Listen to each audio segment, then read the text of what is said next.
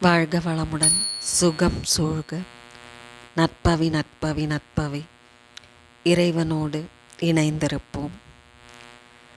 நம் குடும்பத்தில் ஒற்றுமை ஏற்பட சொல்ல வேண்டிய மந்திரம். நம் குடும்பத்தில் இருக்கும் பிரச்சனைகள் தேர்ந்து குடும்ப நபர்களிடையே இருக்கும் மனஸ்தாபங்கள், வேற்றுமைகள் நீங்கி ஒற்றுமை ஏற்பட நாம் தினம்தோறும் ஜபித்து வர வேண்டிய மந்திரம். இந்த அற்புத மந்திரம் குறிப்பாக வெள்ளிக்கிழமைகளில் சொல்லி வருவது சிறப்பான நற்பலன்களை விரைவில் தந்தருளும். குடும்ப ஒற்றுமைக்கான மந்திரம்.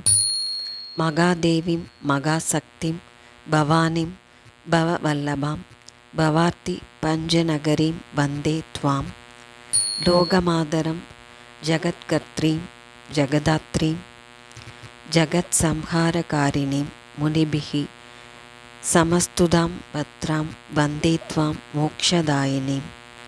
இந்த ஸ்லோகத்திற்கான பொருள்: மகாதேவனுடைய மனைவியான பார்வதி தேவியே, மிக சக்தி வாய்ந்தவளே, பவானி என்று அழைக்கப்படுபவளே, பக்தர்களின் குடும்ப வாழ்வில் ஏற்படும் மன துயர்களை ஓடோடி வந்து போக்குபவளே, அனைத்து லோகங்களுக்கும் தாயானவளே, உம்மை வணங்குகிறேன்.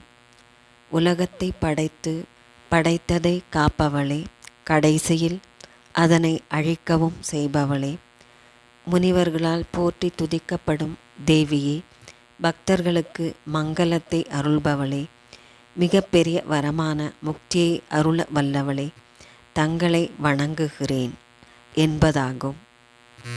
வெள்ளிக்கிழமைகளில் நெய் தீபமேற்றி மலர்கள் சார்த்தி நிவேதனங்கள் படைத்து சிவசக்தியை வழிபட்டு வர குடும்பத்தில் ஒற்றுமை நிலவும், சந்தோஷம் பொங்கி பெருகும்.